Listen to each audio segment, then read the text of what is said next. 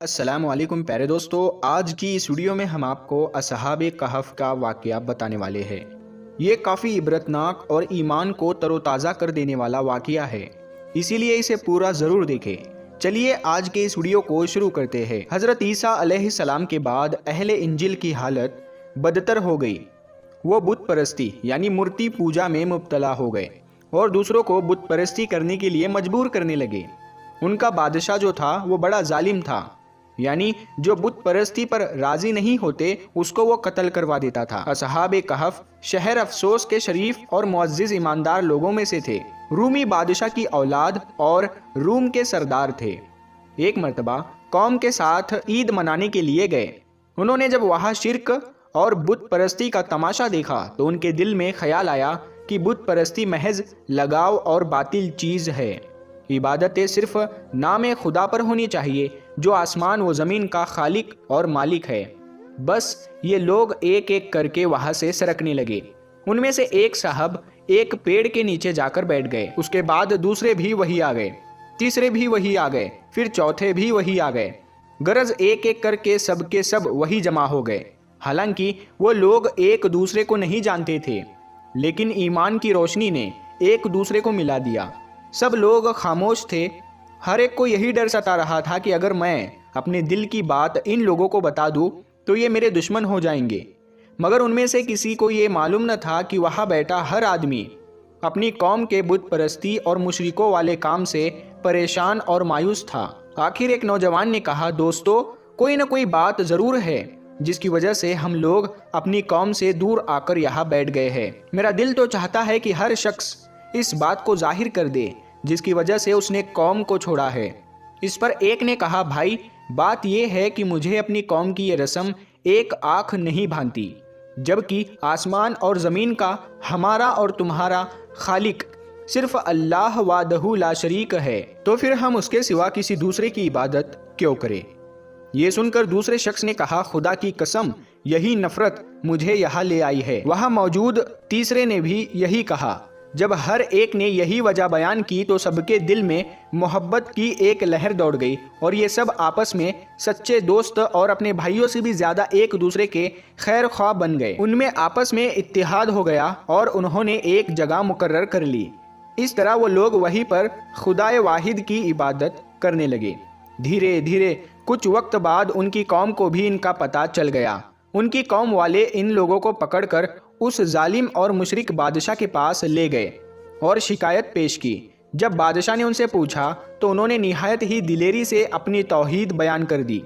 इसके बाद उन लोगों ने बादशाह और अहले दरबान को भी इस सच्चे दीन यानी इस्लाम की दावत दी। बादशाह को बहुत गुस्सा आया और उसने उनको डराया, धमकाया और हुक्म दिया कि इनके लिबास यानी इनके कपड़े उतार लो और अगर ये बाज ना आए तो मैं इन्हें सख्त सजा दूंगा। अब इन लोगों के दिल और मजबूत हो गए। साथ में उन्हें यह भी मालूम हो गया कि इस जगह पर रहकर हम दीनदारी पर कायम नहीं रह सकते। इसीलिए उन्होंने अपनी कौम, अपना मुल्क और रिश्ते कुनबे को छोड़ने का पक्का इरादा कर लिया। फिर एक दिन मौका पाकर वहां से भाग निकले। असहाबे कहफ ने रात को ही अपना सफ़र शुरू कर दिया। कहा जाता है कि जब वो चल रहे थे तो उन लोगों ने देखा कि एक कुत्ता भी उनके पीछे पीछे आ रहा था। ये देखकर वो डर गए। उन्हें लगा कि ये कुत्ता भौंककर हमें पकड़वा देगा, इसीलिए उन्होंने उसे भगाने की बहुत कोशिश की, लेकिन वो कुत्ता उनके पीछे पीछे ही चलता रहा। फिर उन लोगों ने उसे भी अपने साथ ले लिया। वो लोग चलते रहे, लेकिन पता नहीं कैसे उस जालिम बादशाह को इसकी खबर हो गई। वो अपने लश्कर के साथ उनका पीछा करने लगा। भागते भागते असहाबे कहफ ने पहाड़ की एक गार में यानी एक गुफा में पनाह ली। वो कुत्ता भी उनके साथ ही उसी गार में घुस गया। वो काफ़ी थक चुके थे और इसीलिए वो उसी गार में सो गए। जब उनका पीछा करते करते वो जालिम बादशाह भी वहाँ पहुँचा तो उसने अपने सैनिकों को इस गार में घुसने का हुक्म दिया, लेकिन वो गार बेहद गर्म थी। उसके सैनिक उस गर्मी को बर्दाश्त करते हुए अंदर घुसने में नाकाम रहे। फिर उसने हुक्म दिया कि गार को एक संगीन दीवार खींचकर बंद कर दिया जाए ताकि वो इसमें रहकर मर जाए और ये गार ही उनकी कब्र बन जाए। लेकिन हुकूमत में से ये काम जिसके सुपुर्द किया गया वो नेक आदमी था। उसने उन असहाब के नाम, तादाद और उनका पूरा वाक़या रंग की तरह तख्ती पर कुंदा कराकर तांबे के संदूक में दीवार की बुनियाद के अंदर महफूज कर दिया। ये भी बयान किया गया है कि इस तरह की एक तख्ती शाही खजाने में भी महफूज करा दी गई। इधर असहाबे कहफ को सोते हुए 300 साल से ज़्यादा का वक्त गुजर गया और वो ना उठे। कुछ अरसे के बाद वो जालिम बादशाह हलाक हो गया, यानी वो जालिम बादशाह मर गया। कई ज़माने गुजर गए, कई सल्तनतें बदल गई, लेकिन वो सोते रहे। यहाँ तक कि वक्त गुजरने के साथ एक नेक और फरमाबरदार आदमी वहाँ का बादशाह बन गया। फिर मुल्क में फ़िरका बंदी पैदा हो गई और लोग मौत के बाद की ज़िंदगी और क़यामत के दावे के खिलाफ हो गए। बादशाह एक तनहा मकान में बंद हो गया और उसने गिरिया वजारी से बारगाह इलाही में दुआ की, या रब, कोई ऐसी निशानी जाहिर फरमा जिससे लोगों को मुर्दे के उठने और क़यामत का यकीन हासिल हो। उसी ज़माने में एक शख्स ने अपनी बकरियों के लिए आरामगाह बनाने के वास्ते इसी गार को तय किया और उसकी दीवार गिरा दी। लेकिन दीवार गिराने के बाद अल्लाह का ऐसा करिश्मा हुआ कि दीवार गिराने वाला आदमी बिना अंदर घुसे वापस चला गया। इधर अल्लाह ताला ने असहाबे कहफ को नींद से जगा दिया। उनके चेहरे शगुफ्ता, तबीयत खुश और ज़िंदगी में तरोताज़गी मौजूद।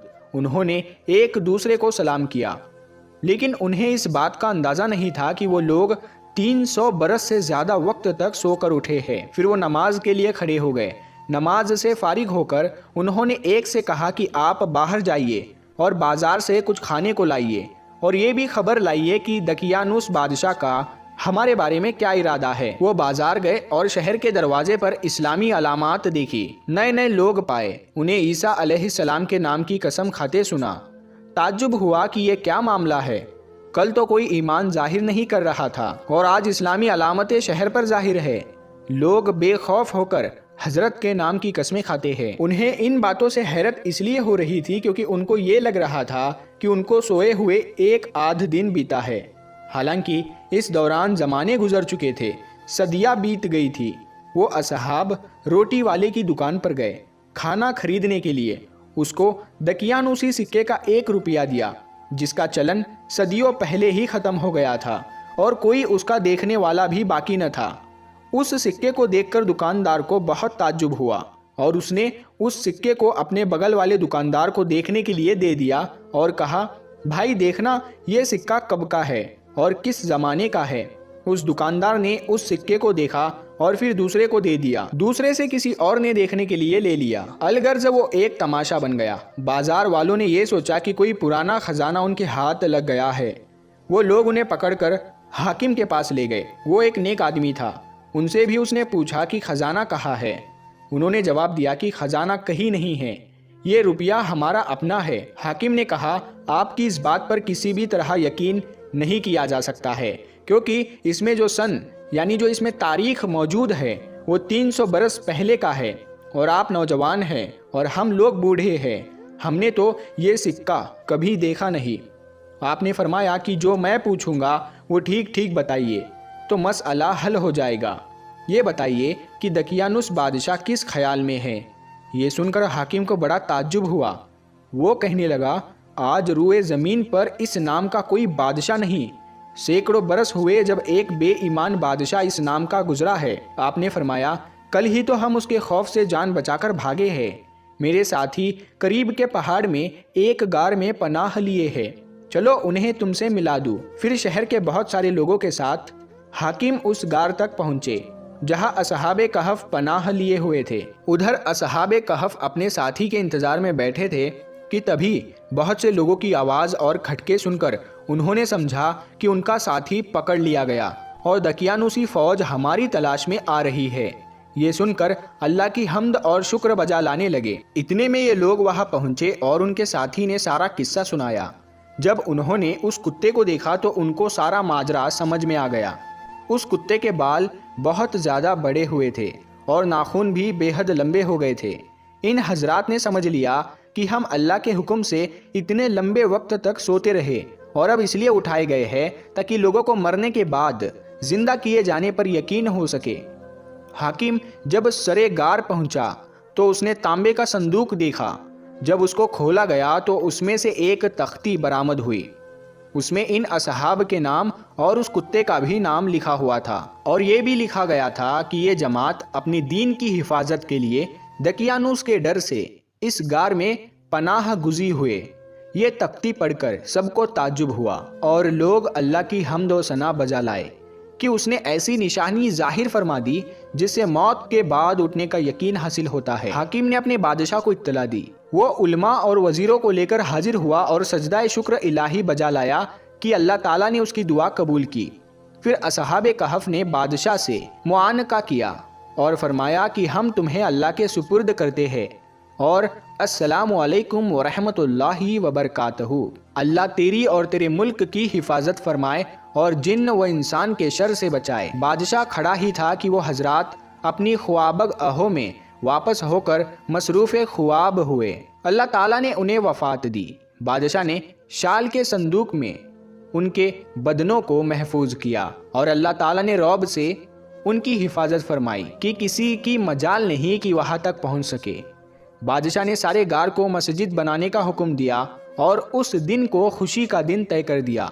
फिर उसने ऐलान कर दिया कि हर साल लोग ईद की तरह वहाँ आया करें। दोस्तों, ये थी हमारी आज की वीडियो। मुझे उम्मीद है कि आपको ये जानकारी पसंद आई होगी। इसे अपने तमाम दोस्तों और रिश्तेदारों के साथ भी ज़रूर शेयर करें, क्योंकि अच्छी बात को दूसरों तक पहुँचाना भी सदकाए जारिया है। मैं आपसे फिर मिलूँगा अगली वीडियो में। तब तक के लिए अस्सलामु अलैकुम। अल्लाह।